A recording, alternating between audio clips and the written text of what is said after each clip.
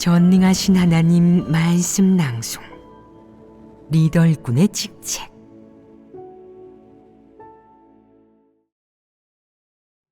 리더 일꾼의 직책 16. 진리를 깨닫지 못한 사람은 관념이 생기면 우선 진리를 구해 해결해야 한다는 것을 명심해야 한다. 절대 퍼뜨리거나 함부로 떠들어서는 안 되고, 저에게는 표현의 자유가 있어요. 입이 제 몸에 붙어 있는 한 어디서든 누구에게든 하고 싶은 말은 다 할 거예요. 라고 해서도 안 된다. 이렇게 말하는 것은 옳지 않다. 좋은 말, 옳은 말이라고 해서 꼭 다른 사람에게 도움이 되는 것은 아니다. 그러나 관념에 속하는 말, 사탄의 시험에 해당하는 말은 그로 인한 결과를 짐작조차 할 수 없다. 이 결과로 볼 때 내게 관념이 생겨 기어이 말해야겠다면, 말해야 속이 시원하고 기분도 좋을 것 같다면 내 행위를 악행으로 규정할 수밖에 없고, 하나님도 그것을 기록해 둘 것이다. 어째서 기록해 두겠느냐? 긍정적인 실행법이나 실행의 길과 원칙을 그토록 많이 알려주었는데도 다 제쳐두고 남을 공경에 빠뜨리고 해치는 길을 택했으니 너는 일부러 그런 것 아니냐? 그렇다면 내 행위를 악행이라고 하는 것이 지나치겠느냐? 지나치지 않습니다. 너는 관념을 가지고 다른 사람을 교란하고 미혹하는 것이 아니라 체험하는 과정에서, 하나님에게 기도로 구하는 과정에서 그 문제를 스스로 해결하는 것을 충분히 선택할 수 있다. 이는 양심과 이성이 있는 사람이라면 마땅히 택해야 할 방식이다. 그런데 너는 왜 이 방식을 택하지 않느냐? 어째서 남을 해치고 공경에 빠뜨리는 방식을 택하느냐? 이것은 사탄이 하는 짓 아니냐? 악인은 남은 물론 자기에게도 해를 끼치는 행동을 한다. 너도 그렇게 행동한다면 하나님이 증오하지 않겠느냐? 설사 하나님이 내 관념을 정죄하지 않는다고 해도 너는 스스로 진리를 구해 내 관념을 해결하고 진리를 실행할 길이 있어야 한다. 만약 관념을 처리하는 내 방식이 관념을 퍼뜨려 의도적으로 남을 미혹하고 해치며 교회 생활을 교란하고 형제자매의 생명 진입과 정상적인 내적 상태를 교란하는 것이라면 너의 이런 행위는 악행이다. 이런 일이 일어나면 사람은 어떤 선택을 해야 하느냐? 인성이 있고 진리를 추구하는 사람은 남을 미혹하거나 해치는 방식을 택하지 않고 적극적이고 긍정적인 원칙을 택해 실행하고 준수하며, 또한 하나님 앞에 나아와 진리를 구하며 문제 해결을 도와달라고 기도할 것이다. 이런 말을 하는 사람이 있다. 하나님께 도움을 구하면 만질 수도 볼 수도 없는 느낌이에요. 다른 사람에게 도움을 요청하면 어떨까요? 그래도 된다. 너보다 진리를 더 깊이 깨달았고 분량이 더 있는 사람을 택해라. 내 생각에 그가 내 관념에 교란되거나 영향받아 연약해지지 않을 수 있고 내 문제를 충분히 해결해 줄 수 있으며, 이런 일을 겪어본 적이 있어서 어떻게 해결할지 알려줄 수 있을 것 같다면 그 길 또한 적절하다. 만약 내가 평소에도 덜 떨어지고 어떤 일도 꿰뚫어 보지 못하는 사람을 찾았는데 그가 이 일을 듣자마자 격앙되어 여기저기 알리고 교란하려 하며 더 이상 하나님을 믿지 않으려 한다면 내 행동은 은연중에 교회 생활에 교란을 일으킨 것이다. 이런 너의 행위는 악행으로 규정되지 않겠느냐. 그러니 관념이라는 문제를 어떻게 처리해야 할 것인가에 대해서 사람은 어리석거나 충동적으로 굴지 말고 반드시 조심하고 신중해야 한다. 절대 관념을 진리로 여겨서는 안 된다. 사람의 생각은 아무리 옳다 한들 진리는 아니다. 그러면 너는 한결 평온해질 것이고 관념이 문제를 일으키진 못할 것이다. 관념을 갖고 있는 건 두려울 게 없다. 진리를 구하기만 하면 관념은 결국 해결된다. 어떤 사람은 관념이야말로 해결하기 쉽지 않죠. 라고 한다. 쉽게 해결되지 않는 관념들은 어떻게 해야겠느냐? 그 또한 어려울 것 없다. 일부 사람의 마음속이나 머릿속에는 도무지 해결되지 않는 관념들이 있다. 이는 이미 사실이 되었는데 관념이 아무리 쉽게 해결되지 않는다 해도 진리는 아니다. 이 점을 마음 깊이 깨닫는다면 문제 해결은 어렵지 않다. 여기서 너희에게 한 가지 사실을 알려주겠다. 즉, 하나님은 모두가 하나님의 각 행사를 분명히 이해하고 알아야 한다고 요구하지 않으며 그 속의 진리가 무엇인지, 하나님이 왜 이렇게 하는지 알아야 한다고 요구하지 않는다는 것이다. 하나님은 이런 걸 바라지 않는다. 하나님은 사람에게 이런 요구 기준을 가지고 있지 않다. 내 자질이 이를 수 있다면 어디까지 이해할 수 있든 다 좋다. 능력껏 하면 된다. 만약 내가 이해하지 못한다면 나이를 먹으면서 또 체험이 계속 깊어지고 경험이 쌓이면서 깨달은 진리도 점점 깊어지고 관념도 줄어들 것이다. 하지만 많은 사람들이 일부 특수한 일에 대해서는 이르지 못하고 늘 이해하지 못한다. 그렇다고 하나님이 강요하겠느냐? 하나님은 강요하지 않는다. 널 기필코 이해시키려 강제로 주입하지 않는다. 예를 들어 하나님이 창조한 만물 중에는 사람이 알고 싶어도 알 수 없는 비밀이 많은데 하나님은 말씀과 사역에서 오직 진리를 선포하여 사람을 정결케 하고 구원하는 것에만 집중할 뿐 다른 일은 거의 언급하지 않는다. 간혹 언급하더라도 짧게 말할 뿐 결코 사람에게 길게 말하며 그 일을 분명하게 이야기해 주지는 않는다. 어째서 이야기하지 않겠느냐? 사람이 이해할 필요가 없기 때문이다. 하나님이 사람에게 하는 이런 사역에서 한편으로는 하나님의 성품 본질을 드러낸다.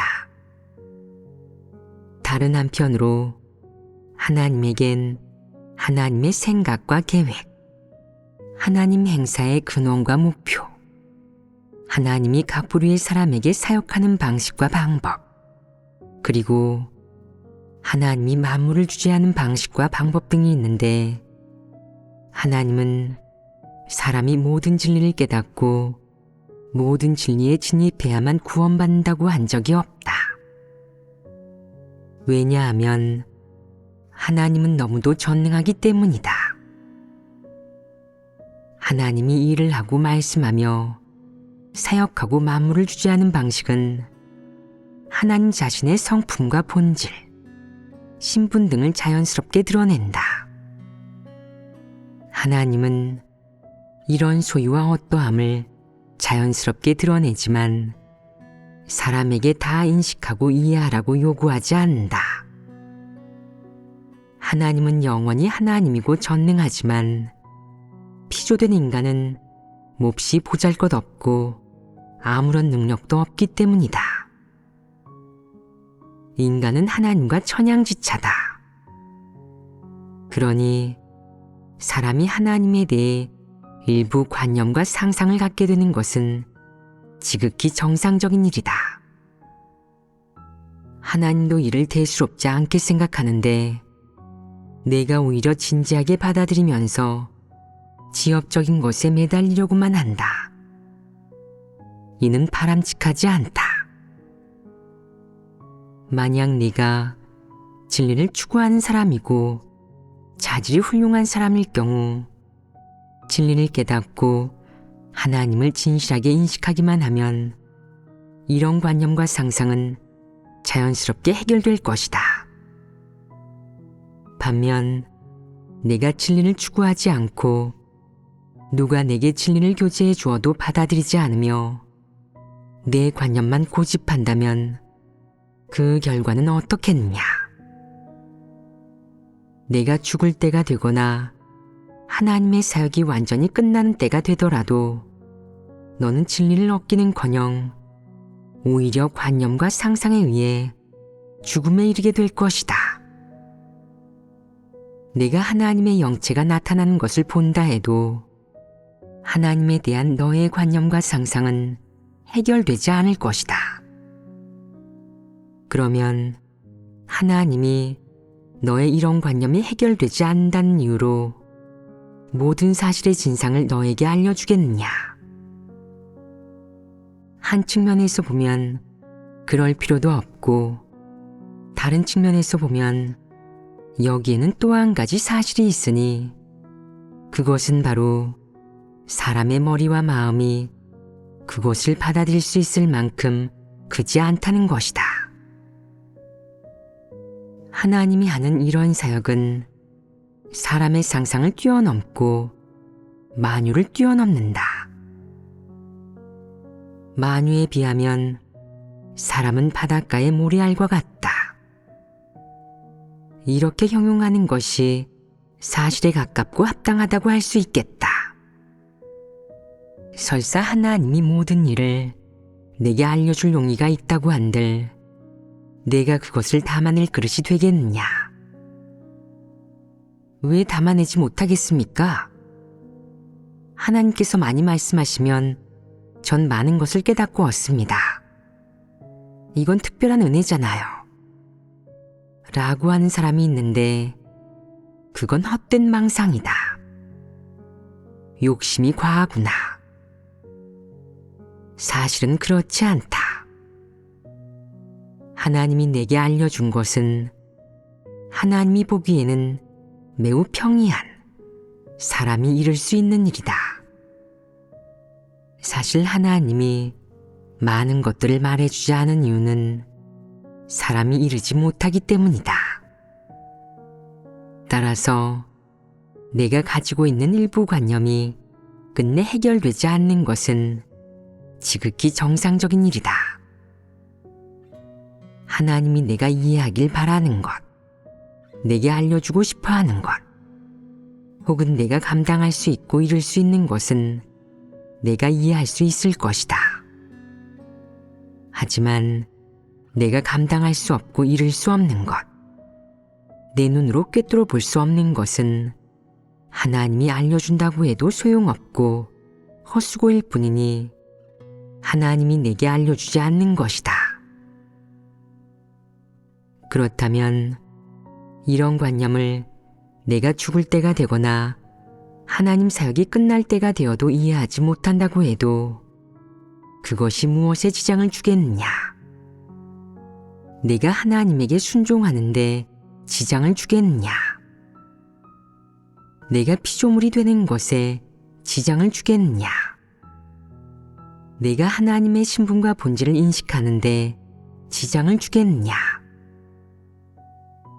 만약 내게 아무런 지장도 주지 않는다면 너는 구원받는 사람이 된다. 그렇다면 이런 관념을 해결할 필요가 있겠느냐? 그럴 필요 없다. 이는 마지막 한 종류의 관념으로 사람이 죽을 때가 되어도 해결되지 않는다. 어떤 사람은 이렇게 말한다. 하나님, 하나님께서 하신 이런 사역과 말씀, 하나님께서 배치하신 이런 환경을 저는 아직까지도 이해하지 못하겠습니다. 제가 맘 편히 눈 감을 수 있도록 죽기 전에 알려주시면 안 되겠습니까? 하지만 하나님은 상관하지 않는다. 너는 안심하고 떠나거라. 영계에 가면 모든 것을 이해하게 될 것이다. 하나님이 사람을 구원하는 데에는 그의 기준이 있다. 이 기준은 내 관념을 어느 정도로 해결했는지, 얼마나 내려놓았는지를 보는 것이 아니라 내가 하나님을 어떻게 경외하고 어떻게 하나님께 순종하는지, 내가 진실하게 경외하고 순종하는지를 보는 것이다. 하나님의 모든 행사에는 의의가 있다.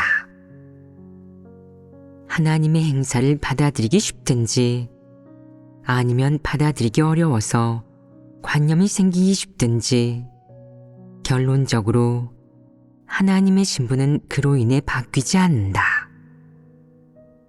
그는 영원히 창조주이고 너는 영원히 피조물이다.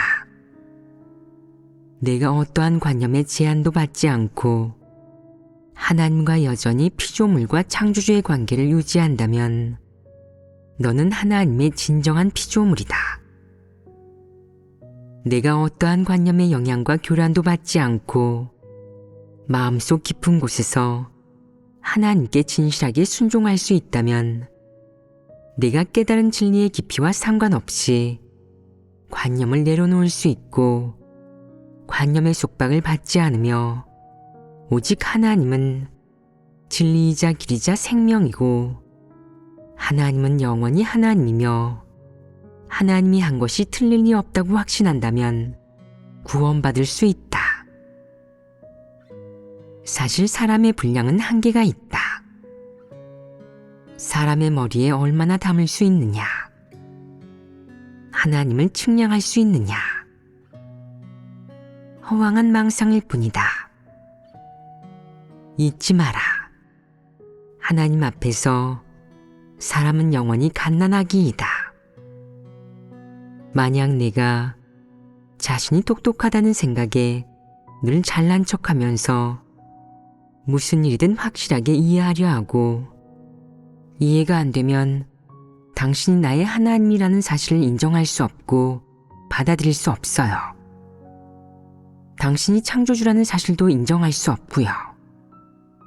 당신이 제 관념을 해결하지 않는다면 제가 당신을 창조주로 인정하고 당신의 주제를 받아들이며 순종하게 할 생각은 일찌감치 접으세요. 라고 생각한다면 골치 아프다. 무엇이 골치 아프겠느냐? 하나님은 내게 이런 이치를 따지지 않는다. 사람을 대하는 하나님의 방식은 영원히 다음과 같다. 즉, 내가 그를 내 하나님으로 받아들이지 않는다면 그 역시 너를 그의 피조물로 받아들이지 않을 것이다.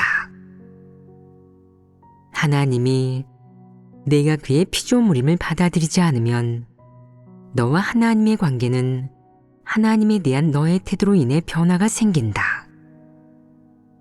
내가 하나님께 순종하지 못하고 하나님의 신분과 본질, 그리고 하나님이 행한 모든 것을 받아들이지 못한다면 너의 신분 또한 변하게 되는데 내가 여전히 피조물이겠느냐?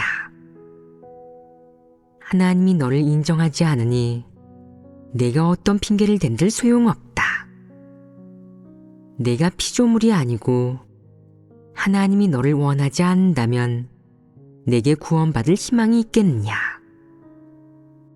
없습니다. 하나님이 너를 피조물로 여기지 않는 이유가 무엇이냐? 너는 피조물로서 다해야 할 책임과 본분을 이행하지 못하고 피조물의 위치에 서서 창조주를 대하지 않았다. 그렇다면 하나님이 너를 어떻게 대하겠느냐? 너를 어떻게 바라보겠느냐? 하나님은 너를 기준에 맞는 피조물이 아닌 인간 말종, 사탄 마귀로 간주한다. 너는 자신이 똑똑하다고 생각하지 않았더냐? 그런데 어찌 자신을 사탄 마귀로 만들었느냐? 이는 똑똑한 것이 아니라 어리석은 것이다. 이 말에서 사람은 무엇을 알 수 있느냐? 사람은 하나님 앞에서 반드시 공손해야 한다. 내게 관념이 생길 만한 이유가 있다 하더라도 자신에게 진리가 있다고 하나님께 대들거나 하나님을 규정할 만한 미천이 있다고 생각해서는 안 된다. 절대 이렇게 해서는 안 된다. 일단 피조물의 신분을 상실하면 너는 멸하게 될 것이니 이건 정말 가볍게 생각할 일이 아니다. 어떤 관념이 생겨날 때 사람은 각기 다른 대처 방식과 해결 방법을 취하기 때문에 전혀 다른 결과가 나타나게 된다. 관념을 대하는 실행 방식과 관련하여 너희에게 원칙이 생기게 되지 않았느냐? 이 몇 가지 측면의 원칙이 너희가 피조물이 되도록 지켜줄 수 있지 않으냐? 이 길이 괜찮지 않으냐? 그렇다면 너희가 정리해 보아라. 만약 상대적으로 해결하기 쉬운 관념이라면 스스로 기도하고 구하며 하나님 말씀에서 이런 관념을 해부한 진리를 찾아야 합니다. 또한 진리를 깨달은 형제자매와 교제할 수도 있습니다. 그렇게 함으로써 이 관념의 그릇되고 터무니없는 점을 간파해야 합니다. 이렇게 하면 관념을 해결할 수 있습니다. 그리고 어떤 관념은 해결하기 쉽지 않지만 그렇다고 고수해서는 안 됩니다. 진리를 받아들이고 하나님께 순종하는 태도를 가져야 하고 자기가 피조물이며 단지 자기가 인식하지 못했을 뿐 하나님의 행사는 분명 옳다는 것을 알아야 합니다. 자기가 깨달았든 그러지 못했든 관념을 퍼뜨려서는 안 되고 늘 하나님께 기도하고 구하는 법을 배워야 합니다. 그러면 이런 관념도 서서히 해결될 것입니다. 세 번째 경우는 끝까지 해결되지 않을 수 있는 관념입니다. 이런 경우 관념의 속박을 받지 않고 퍼뜨리지만 않으면 됩니다. 이런 관념은 끝까지 해결되지 않지만 이 관념을 고수하지 않고 이 관념 때문에 악행을 저지르지만 않는다면 하나님께서도 정죄하지 않으실 것이고 사람이 구원받는 것에 영향을 주지도 않을 것입니다. 총 몇 가지 원칙이냐? 총 3가지였는데 전부 적어두었다. 그렇지 않으냐? 진리를 깨닫고 원칙을 파악하면 관념은 자연스레 해결된다. 관념에 의해 방해받거나 발목이 잡혀서는 안 된다. 해결할 수 있는 것은 전력을 다해 해결하고 당장 해결할 수 없는 것은 최소한 그것의 영향을 받지 말아야 한다.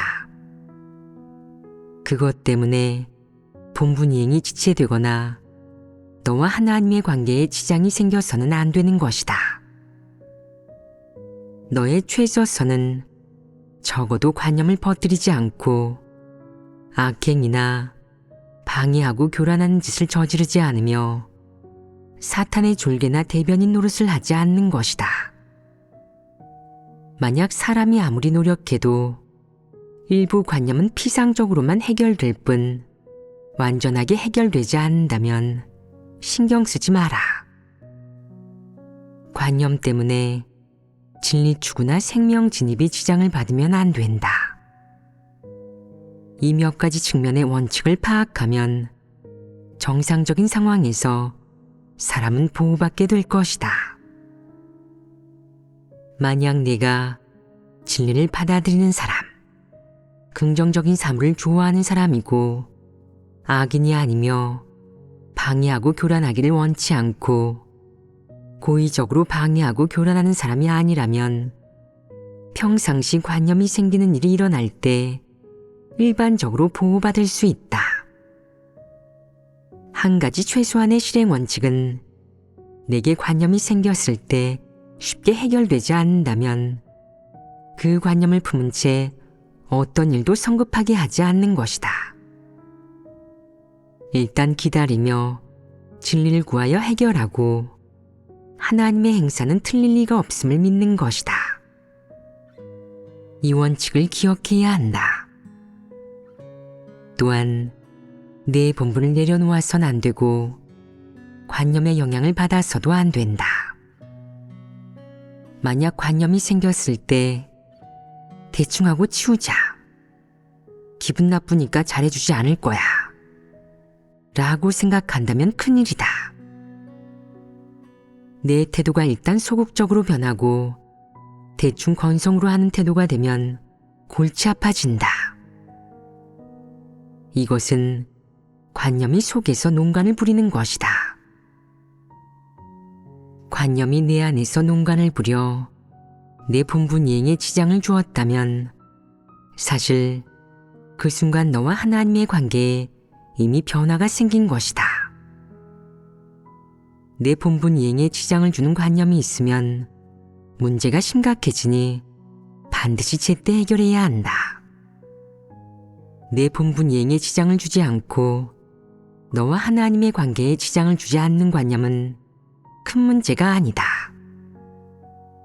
만약 내게 생긴 관념이 내 본분 이행에 지장을 준다면, 즉 내가 관념 때문에 하나님에게 의구심을 품고 본분을 제대로 이행하지 않은 데다가 본분을 이행하지 않아도 별다른 결과가 없을 거라고 생각하고 하나님에 대한 두려움과 경외심도 없다면 위험하다. 이러면 시험에 빠져 사탄에게 농락당하며 사탄에게 사로잡힐 것이다. 관념을 대하는 내 태도와 선택이 매우 중요하다.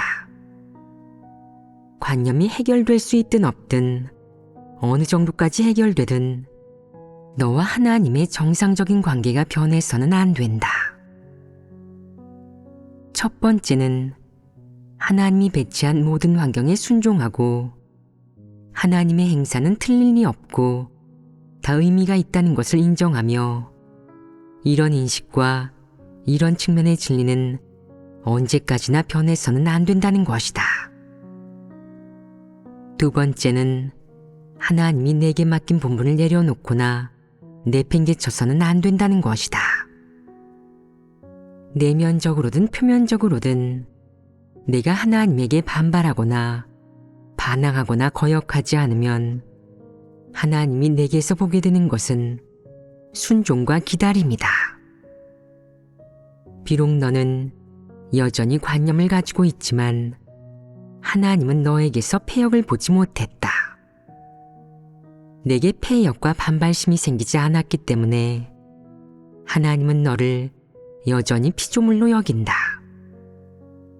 반대로 내 마음에 원망과 불복이 가득하고 보복할 기회까지 찾으면서 본분을 이행하기 싫어하고 내팽개치려 하고 심지어 하나님에게 온갖 원망을 품고 본분 이행 과정에서 불복하며 불평하는 모습을 표출했다면 그 순간 너와 하나님의 관계에 이미 큰 변화가 생긴 것이다. 내가 피조물의 위치에서 떠났으니 너는 피조물에 속하지 않게 되었고 사탄 마귀의 대변인 노릇을 하게 되었다. 그러면 하나님은 내게 사정을 봐주지 않을 것이다. 한 사람이 만약 이 지경에 이르렀다면 벼랑 끝에 서 있는 것이다. 하나님이 아무 일을 하지 않아도 너는 교회에서 버틸 수 없을 것이다. 그러니 무슨 일을 하든 특히 관념을 해결하는 것과 관련된 문제에서 반드시 조심스럽고 신중해야 한다. 하나님을 노엽히는 일이나 정죄받을 일을 하지 말고 다른 사람에게 상처를 주거나 해를 끼치는 일은 하지 말아야 한다. 이것이 원칙이다.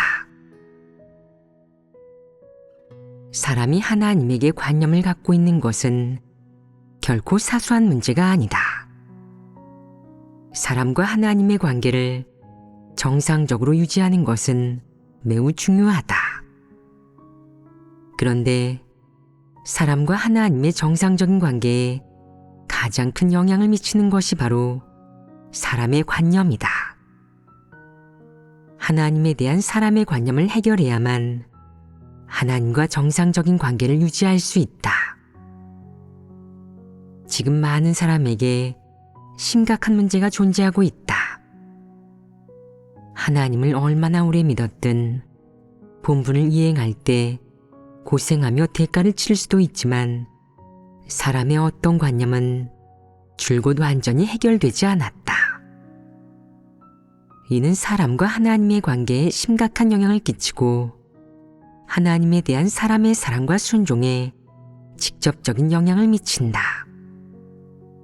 그러니 사람이 하나님에 대해 어떤 관념을 갖든 이는 절대 간과할 수 없는 큰 문제이다.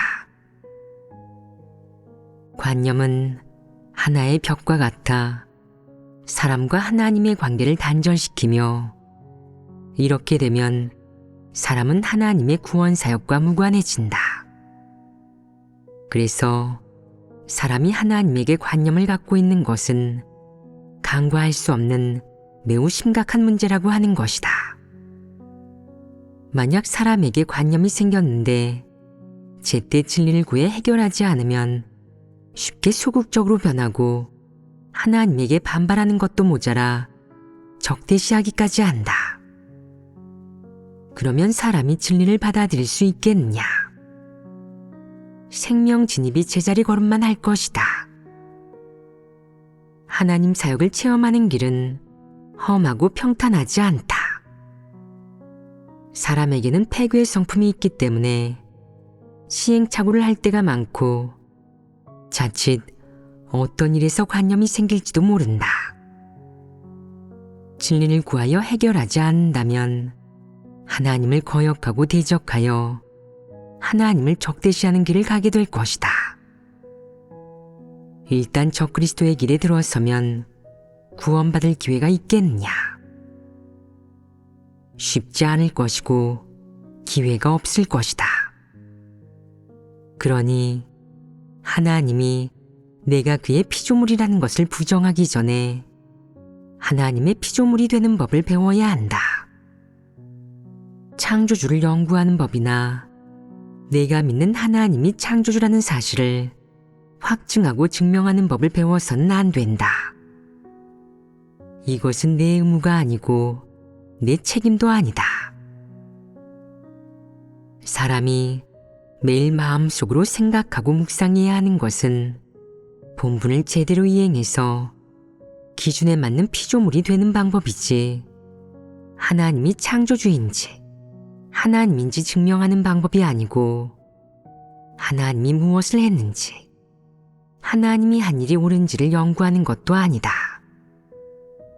이는 내가 연구해야 할 것이 아니다.